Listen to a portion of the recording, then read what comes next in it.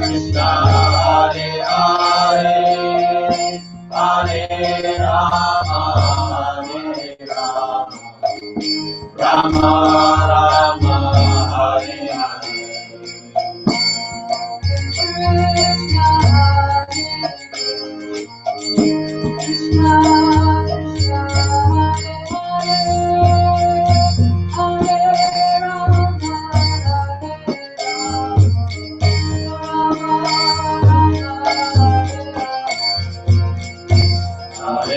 Krishna, Hare Krishna, Krishna Krishna, Hare Hare, Hare Rama, Hare Rama, Rama Rama, Hare Hare.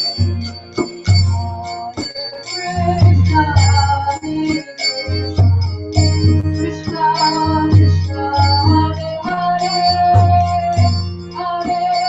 Hare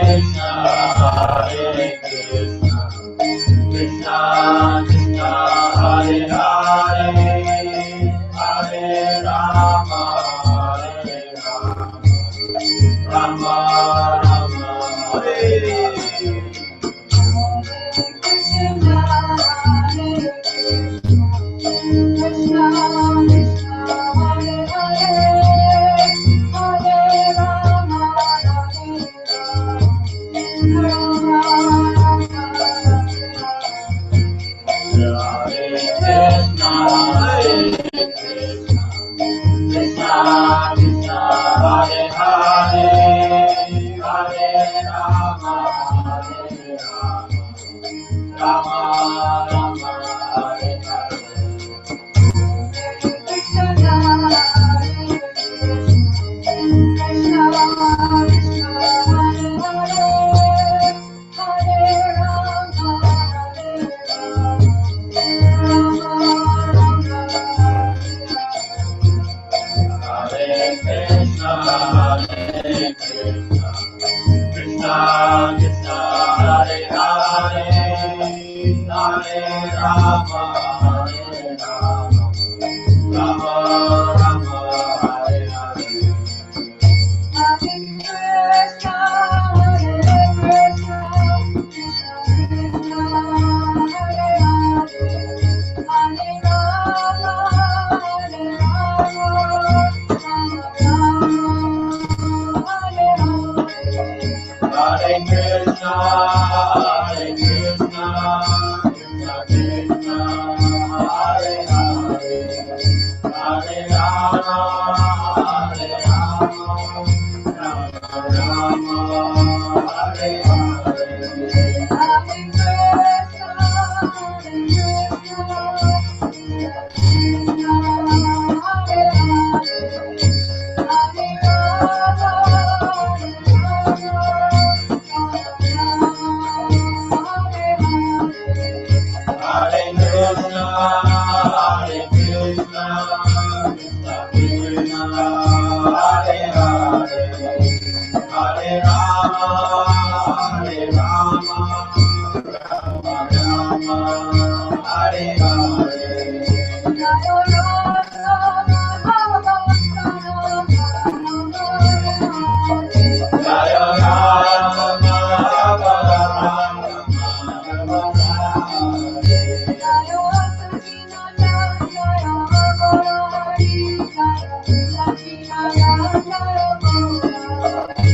Hare.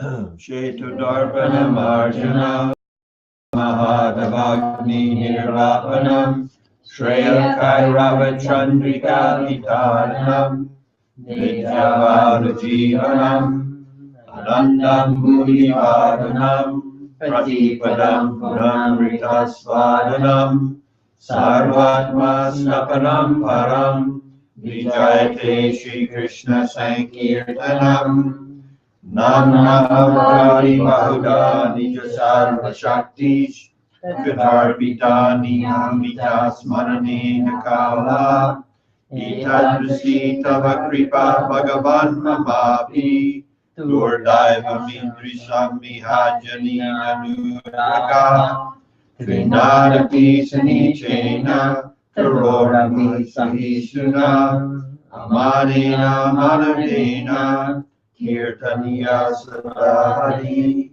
Nadanam Najanam Nasundarim Kavitram Jagadisha Kamaye Bhava Janmani Janmani Svare Bhavatad Bhaktir Ahaitaki Twaye Ainanda Tanuja Kinkaram Patitam Manvishame Bhavam Budao Vimaya Tavapada Pankaja Sita Duli Sadrisam Vachintaya Nayanam Galada Shudaraya Vadanam Gadada Rudaragira Udakarni Chitam Vapukada Navanamagrani Bhavishyati Yugaitam Namishena Chakshusha Prabhrisaitam Sunyaitam Jagat Sarvam Govinda Vidahena Me Aslishyava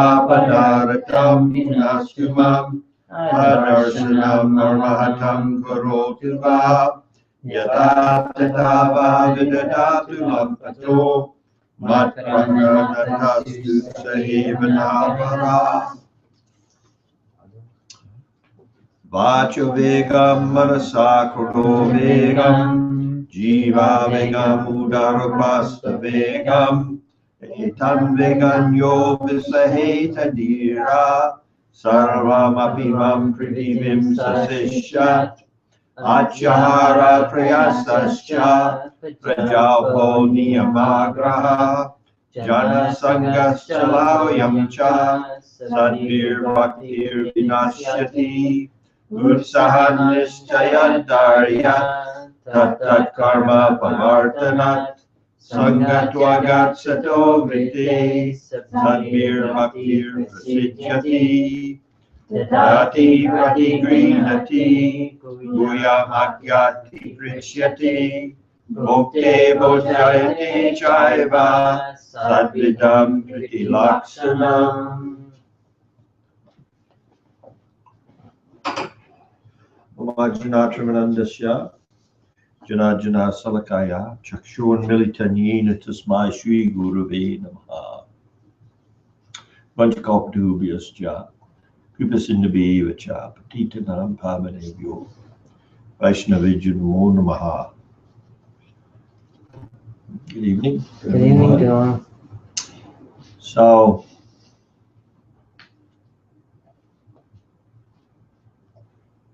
we are wrapping up our discussion of Sri Upadesamrta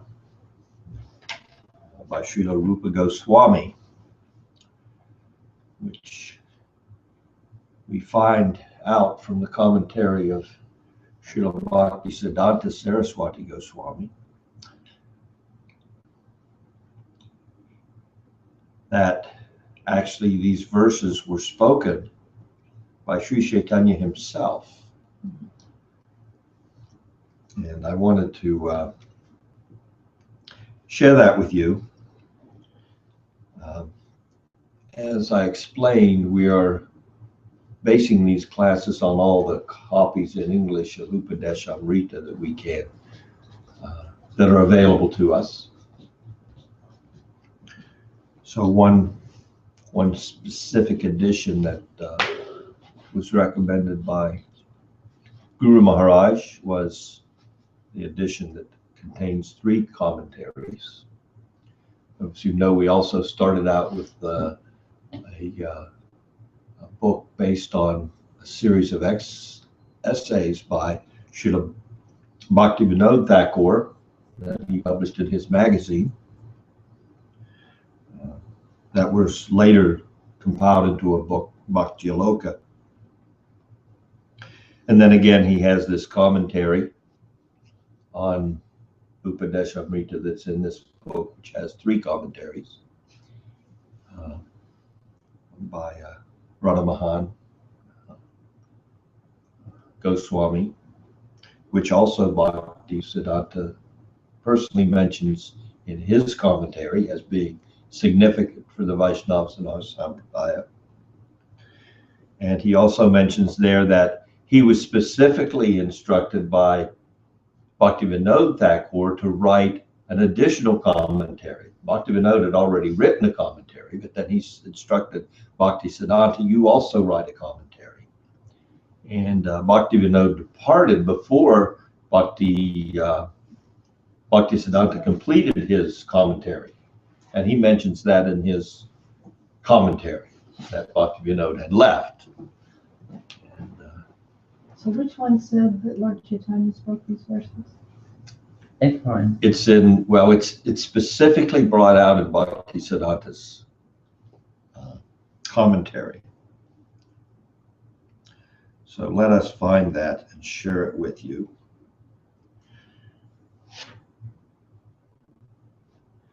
If we can find it.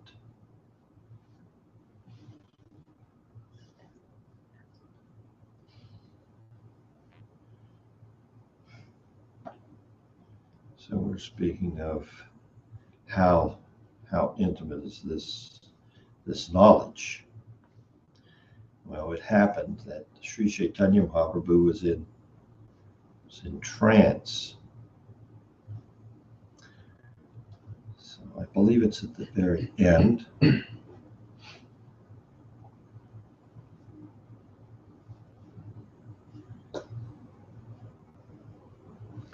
And Bhaktisiddhanta's commentary is called the Anuvritti.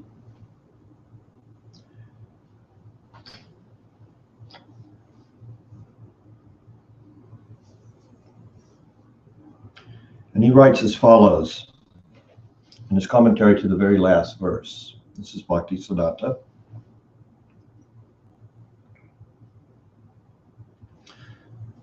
Sri Govinda Das was Sri Chaitanya Mahaprabhu's dear servant, always accompanying Mahaprabhu as if he were his shadow.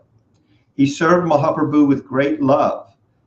Simultaneously, he would also record in his own words descriptions of Sriman Mahaprabhu's especially significant pastimes.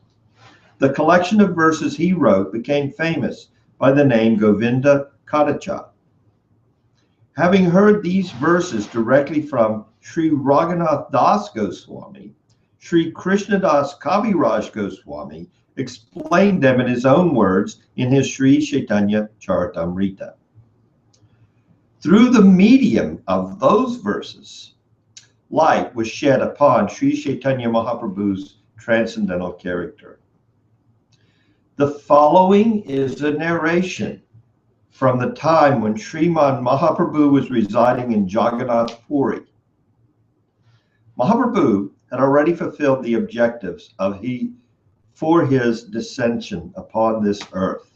Now he desired to wind up his pastimes. One day he took his intimate devotees and went to the shore of the ocean. His intimate devotees, seeing the blue ocean, remembrance of Shama Sundar immediately arose within him. Becoming overwhelmed in devotional ecstasy, bhav, he was oblivious to all else. With great difficulty, his devotees gradually brought him back to external consciousness. At that time, Sri Gaurasundar slowly began instructing those devotees. In that assembly, Mahaprabhu's very dear disciple, Sri Rupa Goswami, was also present. Rupa Goswami wrote those instructions down in verse form, and these verses became famous as Sri Upadesamrta. Wow. Nectarian instructions. For spiritual practitioners, this Upadesamrita is like their very lives, and a necklace to be worn at all times.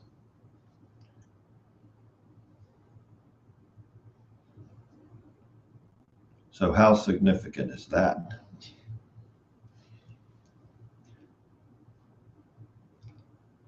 And how significant it is, we come to the end of this 11 verses, the last 3 verses being giving us direction as to how we need to conduct ourselves when all else has fallen away as far as material involvement.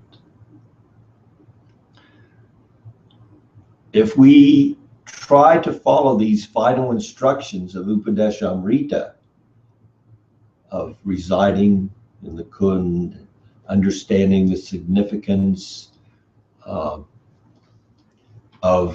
entering in meditation into the Lord's most intimate exchanges, this Asti Kaliya every day, these 8-fold pastimes.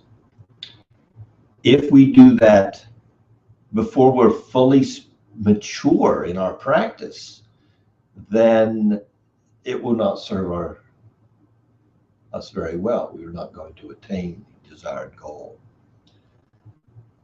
So I thought this evening we'd look at these verses, understand what their significance is as deeply as we can comprehend it from our current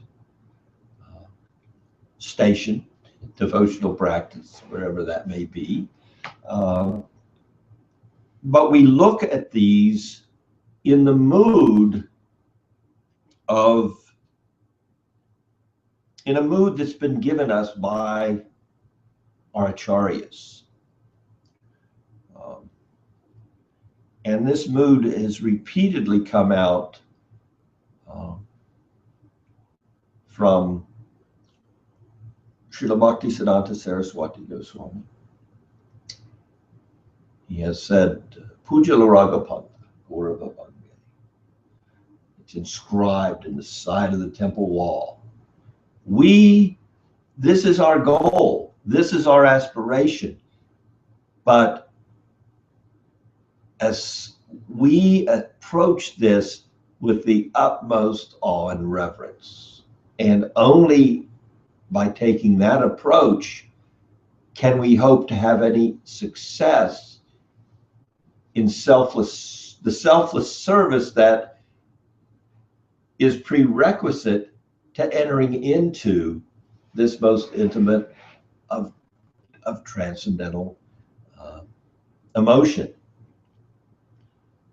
We truly, although we just want to serve those that are there. That's our aspiration.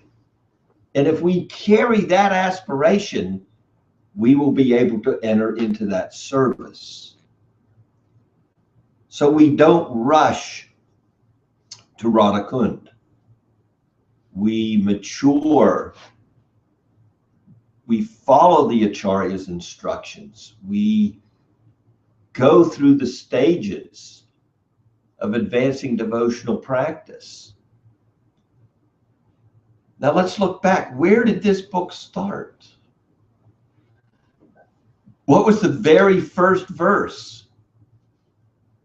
What was the standard given in the first verse for one who can give instruction? Well, you can't give what you don't have. So if we're talking about giving to humanity at large, a methodology that will allow them to attain this highest level of spiritual service,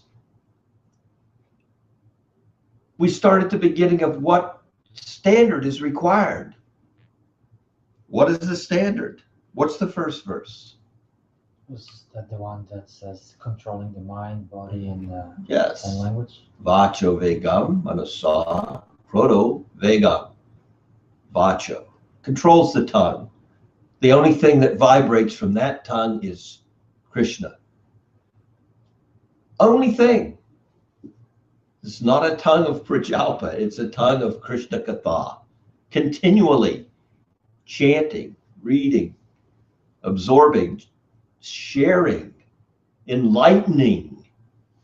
Enlightening can accept disciples all over the world. Vacha vegam, manasakrodo vegam, jiva vegam, udarapasto vegam. Etan vegam yovisa he tadira, sarvam apimam prativim sishyat. Sishyas all over the world can come to him and he can instruct them. Control the tongue, the mind's demands, the actions of anger.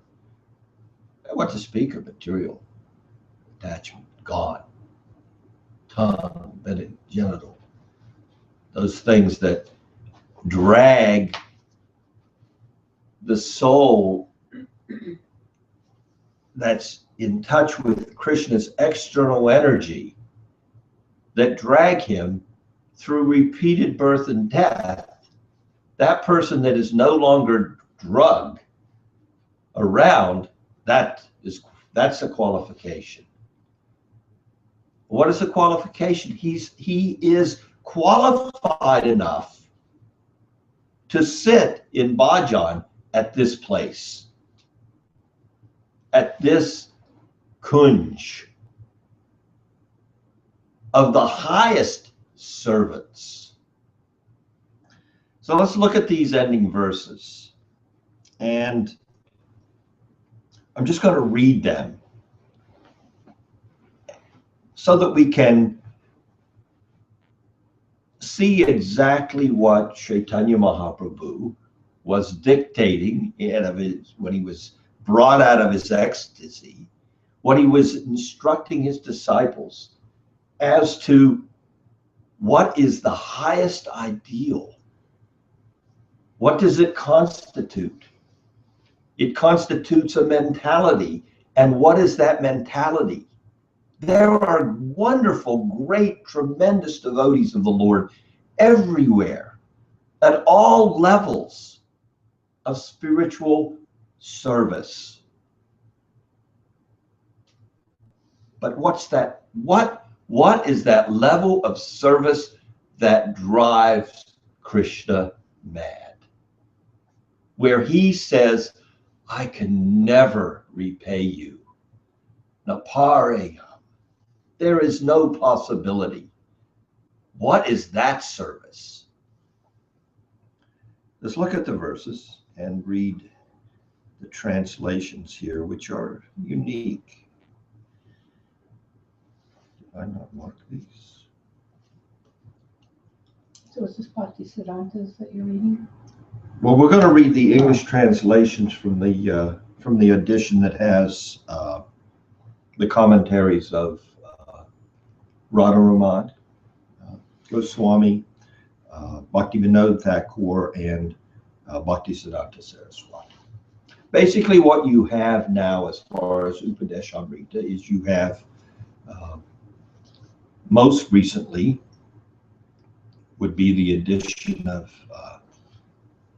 I don't know if that's correct. I don't know who did their edition first. Srila Prabhupada Bhaktivedanta Swami or Bhakti Rakshak Sridhar Goswami. I don't know which was written first of their two. But you have those two commentaries. So they both did a commentary on Upadesamrta. Bhakti Rakshak Sridhar Goswami calls his Sri Upadesamrita, and Bhakti Vedanta Swami calls Nectar of Instruction Sri Upadesamrita. Then you have this commentary, which has 3 in English. I'm only speaking of what I know of available in English. I believe Narayan Maharaj also, no, Narayan Maharaj published this one. He first published it, the one with all three commentaries in Hindi, and then it was translated into English, if I understand correctly. And then we have Bhakti Aloka, which is the essays on just 2 verses of the 11, covering the 6 items that are favorable and the 6 items that are unfavorable.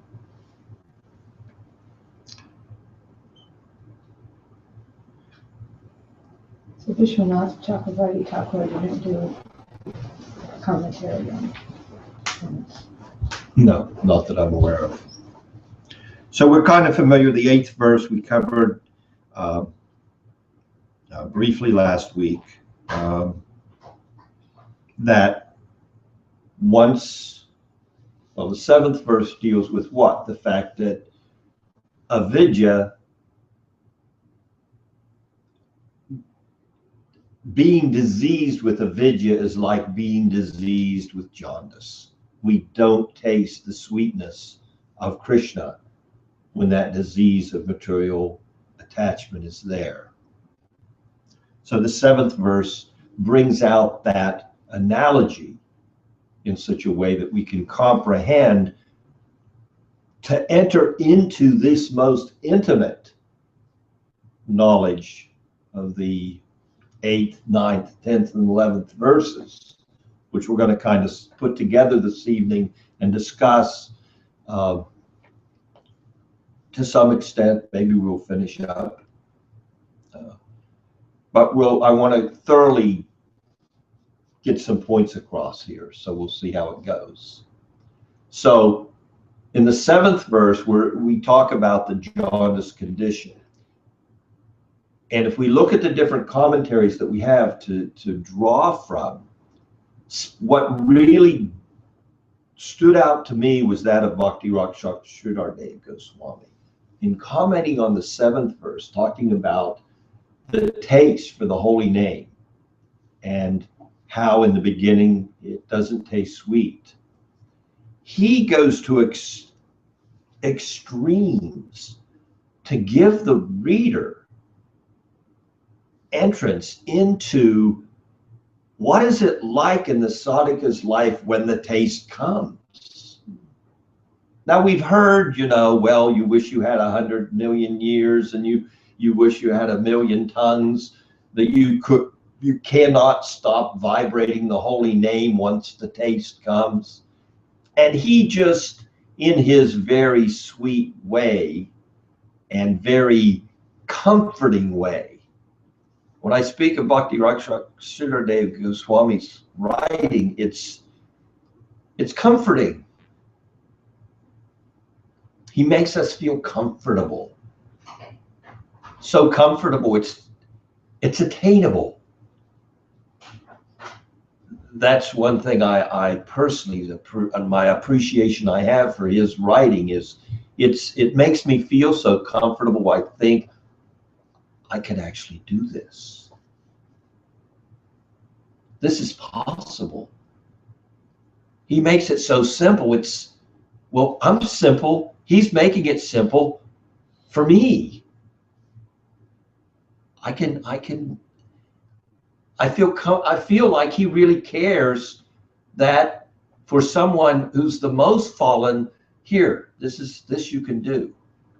Not that the other acharyas don't, but it's a personal sense I get when I take advantage of his commentaries and all the books they've made from his various conversations with his disciples. All give me this sense of home comfort, which is the name of one of his books. Interestingly enough, what he does in his commentary on that 7th verse of Upadesamrta is he just really brings home, this is what it's like to get a taste for the holy name. You cannot give it up. It overwhelms you. There's nothing you've ever experienced, anyone's ever experienced that even begins to give you an inkling of what this kind of absorption in chanting Hare Krishna is like. And you walk away from that commentary with the sense that, how am I going to be? One would be a fool to want to jump over that. To think that you can enter into anything until that's come into you is a fool's game. Don't think about these other verses until you are experiencing that kind of chanting. Don't fool yourself into thinking that you're going to go to Vrindavan and enter into bhajan and meditate on the residence of Raj until you are chanting at that level. When that level of chanting is coming from your tongue into your ear and penetrating your heart, that you can't stop for a moment, that you're fully enlivened spiritually, until that chanting is your chanting, don't think that you're going to go where the rest of this book is wanting to take you, because you are still diseased.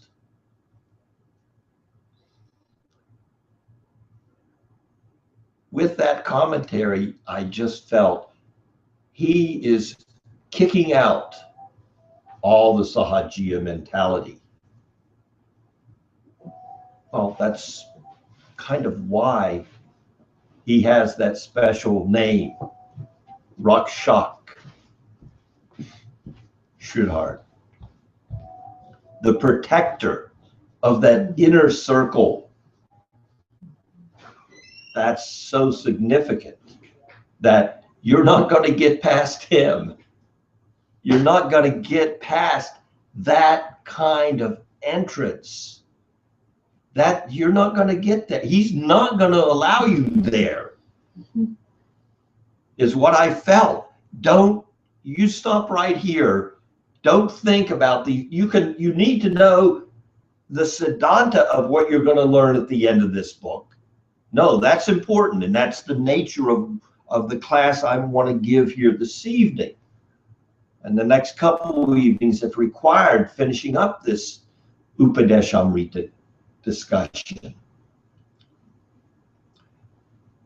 Yes, we can read about it. Yes, we need to know about it. Yes, we need to know what our absolute aspiration is. But no, we're not going to go there. Sridhar Goswami is not going to allow us entrance there.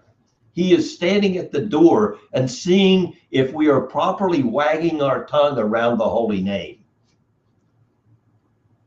And until he sees that kind of chanting in us, he stands as a guard. And we are stopped right there. So let's look at these verses.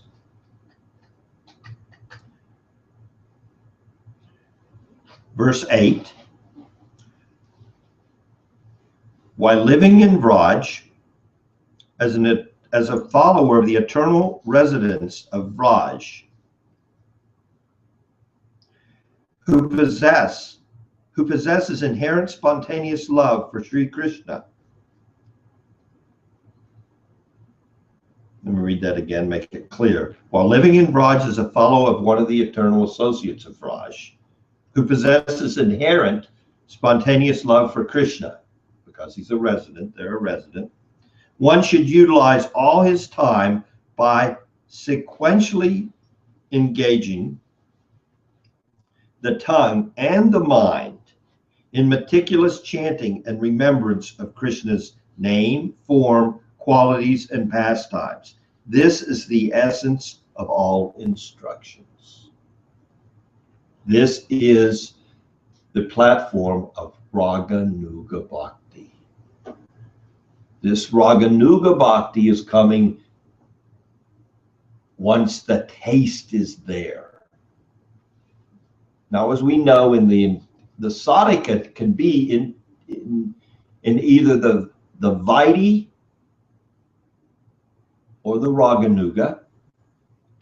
If we are following a raganuga, if we've been invited into the sampradaya through the mercy of a raganuga, then even though there may not be any raganuga yet, our service is referred to as ajata ruchi raganuga bhakti. We don't have the taste yet. It hasn't come into us. But still, we are practicing raganuga because the raganuga bhakti is holding our hand. And in holding our hand, he's saying, you follow these injunctions of vaidhi bhakti until this comes into you, this raganuga. So there's that stage. We follow through these initial stages, the sadhana bhakti, beginning with faith, sadhu sangha, bhajana kriya, anartha nivritti, nista ruchi, asakti, bhava, praying. Well, once we come to bhava, or asakti, bhava, then the spontaneity will replace the vaidhi. The regulative part will recede to the background. When we say recede, it doesn't hold any significance at all for the sadhaka at that point. That doesn't mean he neglects it in any way, shape, or form. It just holds no significance. All the vaidhi, the rituals, that's just, worship this and brush that and clean this and bow like this and put this on your, it's just at the stage of raganuga, it's where's Krishna now? It's full immersion in that spontaneity of advancing. The magnet the magnet is fully on and it's dragging us. So, 8th verse, live in Vraj, follow the resident of Vraj, who has the same mood, while you are chanting and absorbing your mind in the name, form, qualities, and pastimes of the Lord. So that's verse 8.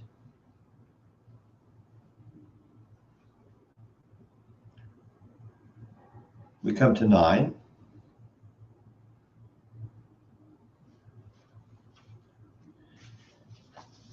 And now we get a little more condensed. This is a very specific sampradaya that we are practicing in. So our acharyas become very specific in their directions. So now we have the raganuga residing in Vraj, fully absorbed in the name, form, qualities, and pastimes. So Sri Chaitanya goes on, and Rupa Goswami has relayed to us this verse. Due to Sri Krishna's having taken birth there, the abode of Mathura is superior even to Vaikuntha, the realm of spiritual opulence. Superior to Mathura is the forest of Vrindavan, because there the festival of the Ratsa dance took place. Superior to Vrindavan forest is Govardhan Hill, because Sri Krishna raised it with his lotus hand and performed many pastimes there with his devotees. Yet superior even to Govardhan Hill is Sri Radhakund, because it immerses one in the nectar of Sri Krishna's divine love. What intelligent person would not desire to render service to this magnificent pond, which is resplendently situated at the base of Govardhan Hill? So now we're qualifying the location in Vrindavan, where is the best place to reside. There are many places to reside there. But there's one that Krishna really likes. Now, so this verse, in conjunction with the next verse, gives us an indication of a consolidation of sweetness in the location of the Lord's pastime. This is about location. And in the next verse, we talk about the devotees themselves. So the different locations have different levels of appeal in loving sentiment, levels of sweetness, levels of loving exchange. So the place, now the persons. One who selflessly performs various virtuous acts in accordance with the path of karma yoga is superior to those who merely seek to fulfill their selfish desires. All right, good. This karma yoga, we heard that was good way back, Bhagavad Gita. Here we are talking about the highest place for the raganuga bhakti, but we're consolidating this knowledge. Let's really see it in the proper perspective. The verse goes on. The Brahmagyanis, who by dint of their spiritual knowledge are transcendental to the three modes of material nature, are more dear to Sri Krishna. Okay? Makes sense. Than those pious followers of the karma path, who are forever occupied in performing virtuous deeds. More dear to Sri Krishna than the Brahmagyanis are his devotees like Sanaka, who have abandoned the pursuit of knowledge and who consider bhakti alone to be the best path. Okay, so we're talking about the karmis, then we're talking about the karma yogis, then we're talking about the jnanis, and we're talking about those that have gone beyond jnana, like Sanaka. In doing so, they have followed the statement in Srimad Bhagavatam, Jane pravasam udapasya. One should abandon the endeavor for knowledge. That was Lord Brahma's statement. Pure devotees like Narada, who are resolutely fixed in praying for Krishna, are even more dear to him than all such devotees. All such devotees who've given up jnana and taken to Krishna. Well, then there's those that are in praying. They're beyond just reverential appreciation.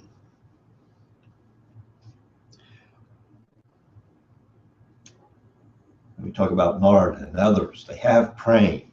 The Vraj gopis, whose very lives belong solely to Krishna, are even more beloved to him than all such loving premi devotees. Amongst all those beloved gopis, Srimati Radharani is more dear to Sri Krishna than his own life. In precisely the same way, he dearly loves her pond, Sri Radhakund.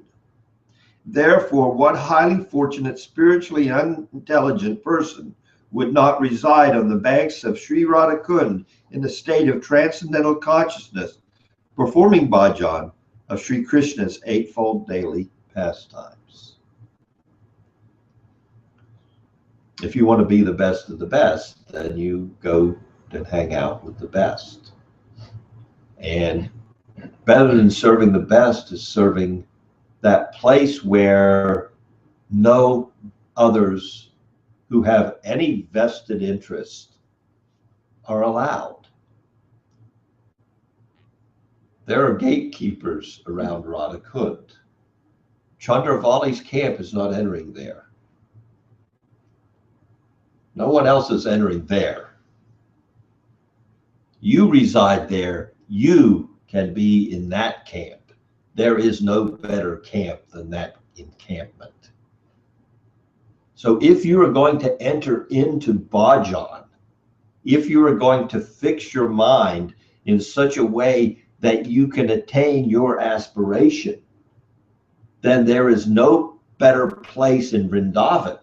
And we've talked about the places in Vrindavan,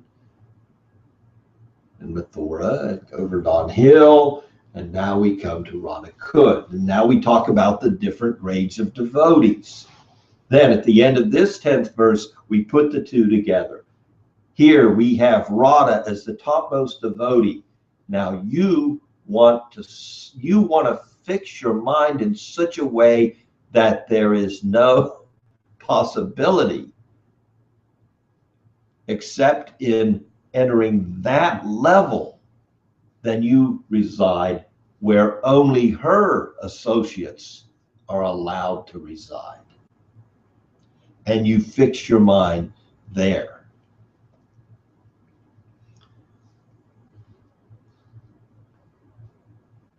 And the Upadesamrta ends with this verse. After thorough deliberation on the matter, the sages have unanimously declared, they all had a vote, and there was not a one of them that had a dissenting vote. In the Padma Purana is where this vote says in parentheses, in the Padma Purana, that just as among all the gopis, Srimati Radharani is the foremost object of Sri Krishna's great love, in precisely the same way, this pond of hers is also the topmost object of his love. Upon one who simply bathes in its waters just once with great devotion, Sri Radhakund bestows that rare treasure of Gopi Prem, which is so immensely difficult to attain even for such dear devotees of Bhagavan as Narada. What to speak of ordinary sadhakas? So a benediction, if you can get through the gate. If you can get through the gate, if you can, give up. If you can, follow all the there's been directives here. We've had some very good direction here in this little book. Very simple. Vachuvega. Find a guru who's qualified. These are the qualifications. Then what? Don't do these things and do those things. And at the top of the list, the one thing that's in both lists of do's and don'ts, don't hang out with the wrong people. Be with the right people. This book is a lot about placing ourselves in the proper environment to advance spiritually. Then once you're with the right people, then learn how to love them. Dadati prati grinati guya makyati prichati. Hear from them. Instruct them when you have something. There's a standard here. It's all about Krishna Katha. Let's learn how to observe an etiquette where that's all that comes from our mouth. Later, that's going to be necessary. Only Krishna can vibrate on the tongues of those that want to get past the gatekeeper and enter into this intimate location known as Vrindavan. And it's a most intimate pond there known as Radhakund. So learn how to love the devotees and learn how to see them. Rupa Goswami goes on, how to see them. How do you see them? You don't see them as a material body. You discriminate, first of all, according to their qualification. They're all devotees. Some are not ripe yet. Well, those are not going to be very helpful to you. Put yourself in a situation where you're taking shelter of those that are in the highest standard, following the high. They're already situated in the consciousness that's going to draw. So you discriminate. You offer mentally respect to anybody that's taken the holy name. You offer obeisances to those that have taken up sincerely the practice. And you give your heart, soul, and everything in your existence to those pure devotees who are situated in their eternal relationship with Radha and Krishna. And then we go on from there. What? What's the next verses after that? So we know how to love. We love the devotees. We discriminate.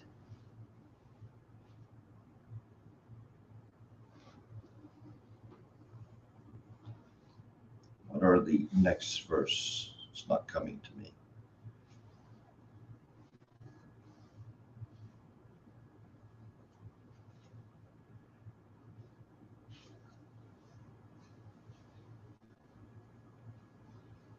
See, luckily on my recordings, I can cut out this period of looking up. On the video, you can't do that. 8, verse 7. Then we see the devotees properly. I didn't find it, but it's just come to me, thankfully. We see the devotees not with material vision at all. We never see the material body. We don't see the defects. We understand they're spiritually situated. So we learn how to love them. We learn how to discriminate, how to associate with them. We love them. We discriminate so that we associate in a way that we're nourished spiritually. And then we take great care not to look at them through material eyes. We look at them through the eyes of Shastra, understanding their exalted position, no matter their age, no matter their background, no matter, we see according to Shastra, the devotees. And then we come to this position of the jaundice, understanding progressive devotional life. And as I said, all the commentaries, there is where they go back to Rupa Goswami's progressive stages. Adao Shraddha Tata Sadhu. This is a step-by-step process where you will advance from one stage to the other.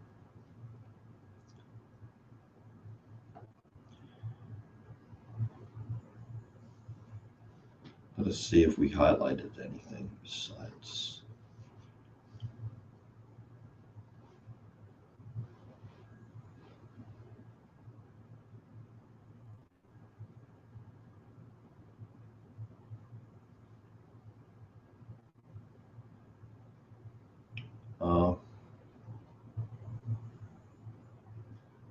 It's interesting to note that this one verse from Bhakti Rasamrita Sindhu is in most of the commentators'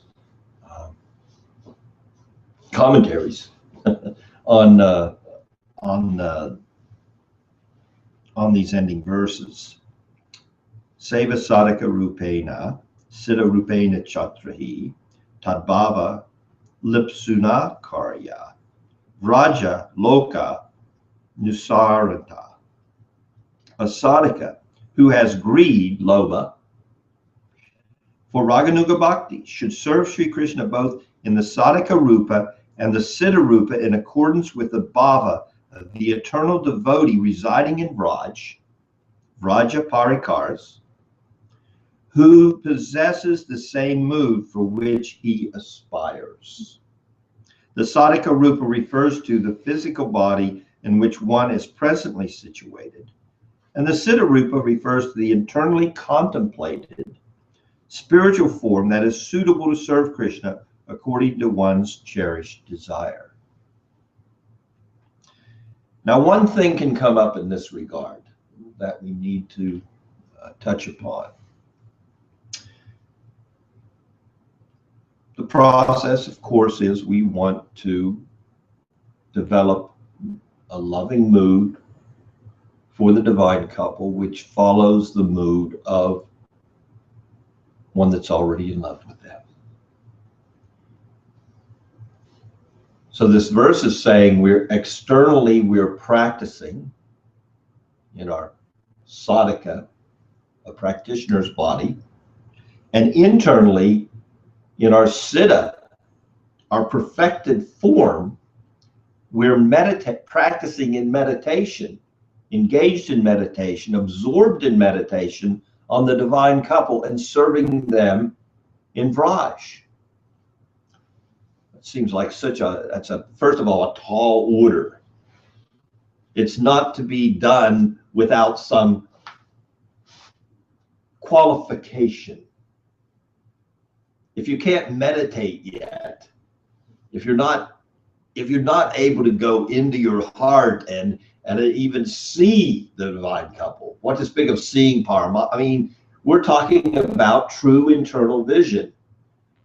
This is not going to come until the heart is cleansed and we can enter into it.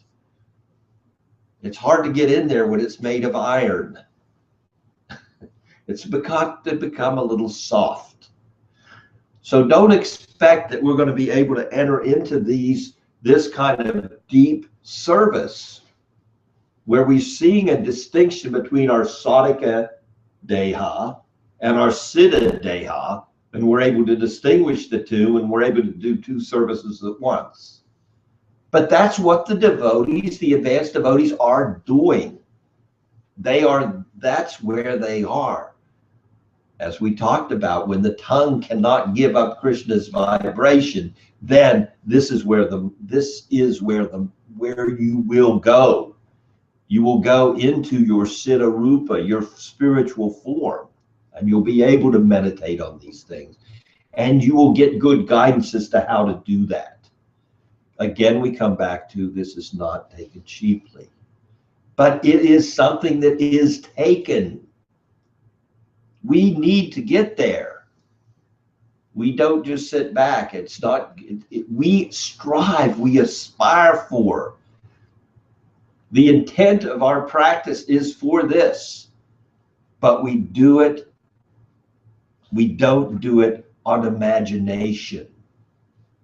I hear this in dialogue.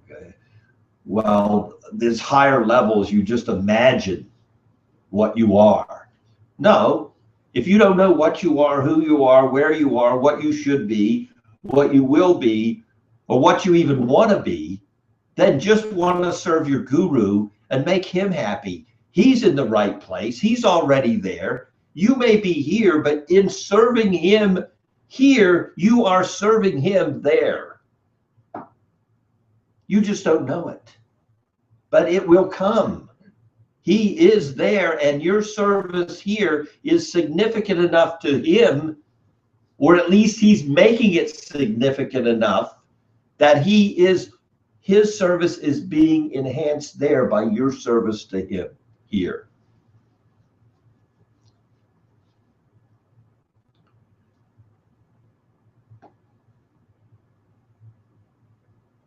Any questions?